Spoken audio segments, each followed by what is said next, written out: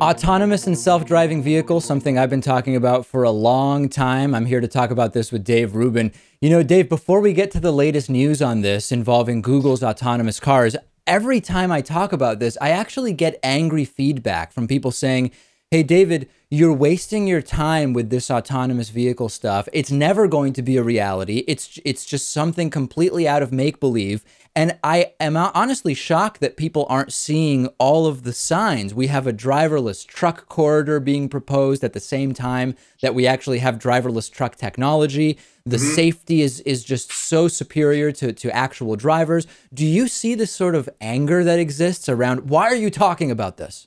Well, that's actually hilarious that that's what your audience is saying, because every time we do a story about the future, whether it's about robots or technology or artificial intelligence, any of this stuff, I immediately, because I'm a big sci-fi guy, I immediately go to Terminator, where the robots turn on us, we're fighting Skynet, nuclear holocaust, all of that stuff. And everyone always says that to me, you know, oh, you always think everything's going to go horribly wrong. So that's funny. Your audience is saying, we're never going to get these robot cars. And I'm telling my audience that the robot cars are coming to kill us.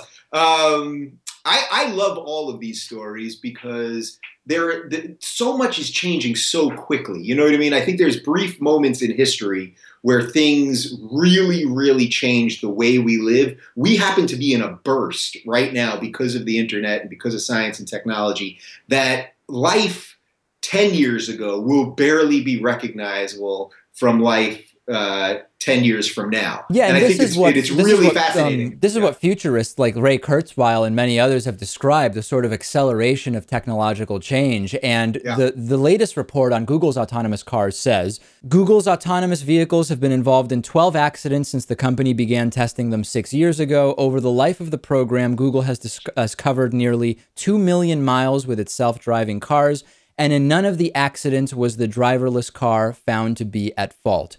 Every time I read this, you see articles just focusing on the fact that accidents took place without, number one, discussing what the context of the accident was, and number two, without comparing it to what the accident rate would be for an individual person driving that number of miles. And I think those are two pieces of data that are being missed when lots of corporate media reports on driverless cars and autonomous vehicle accidents, because these are incredible numbers, Dave. Okay, so obviously I'm not an automotive expert and I'm not an expert in Google cars, but yeah, there's something strange there. Like, we don't have anything really to compare it to. The idea that none of the accidents were the fault of the Google cars is sort of interesting. But I think that something like this, you're giving up so much control. I know right now, like Uber is really big here in LA. And I always find, like, I'm just hopping into somebody's car. I know nothing about this person. Yeah, you could look and say, oh, well, you know, this guy's got 4 stars or blah, blah, blah. But you're giving up a certain amount of control. And I think when we start giving that control up to machines, it's hugely different. And I think it's going to take us a long, long time to get okay with it. And when there's an accident that involves one of these Google cars, whether it's the fault of the Google car or not, I think that's going to set this thing back tremendously. But I do think it's the future, whether we like it or not. Yeah, and there's sort of some level of institutional trust involved, right? When you're getting into the Uber car, there's to some degree, you think that the risk that the 4 stars may not really tell you everything you need to know is outweighed by the convenience. When you get onto a commercial airplane, you are placing a significant amount of institutional trust in that the maintenance has been done, the pilots aren't drunk, the pilots aren't suicidal, whatever, right? So I think that to a certain degree, humans have been okay giving that trust. It's just a matter of getting over the hill, so to speak, with the technology.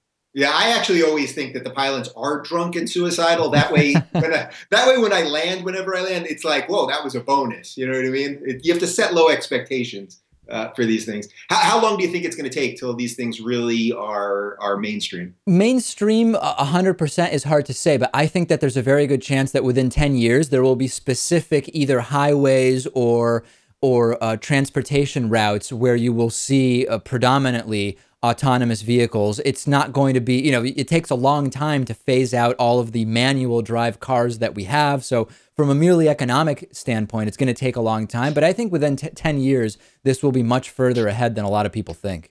Yeah, isn't there an interesting socioeconomic part of this also? Because I would imagine that only rich people, or the higher people up the economic ladder, they're going to be able to afford these things. And assuming that these things get you where you have to go faster, and you're on separate roads that are probably going to be nicer and newer, you're going to really start having two levels of people, where the rich people are getting places faster. I guess rich people are already getting places faster, right? But you're going to really sort of physically separate people by economics. Yeah, as if they're not already separated by so many elements. And then, of course, there's the jobs element, which a lot of people say, David, this would destroy jobs. This would destroy cab drivers and Uber drivers and those who are driving trucks, etc.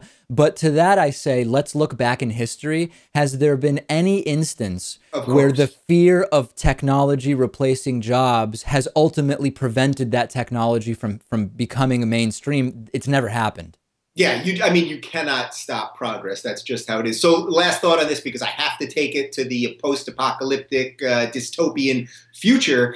Wouldn't then the real issue with something like this is, again, where we give up so much of our control, meaning our physical control of a car, we give up so much of that to a computer that really the future terrorism is going to be hackers and cyber terror, when they can hack into our system and suddenly control our cars and have cars crashing into other cars and driving off roads and all that stuff. Like, isn't this just another layer of us becoming embedded with something that we don't fully understand? That we don't fully understand is sort of subjective. But what I would say to that is the following. With every technological advancement, there has been the fear and ability to misuse or hijack that technology. That's just part of technological advancement. And much like the job loss argument, I don't think that alone is ever going to really justify not moving forward.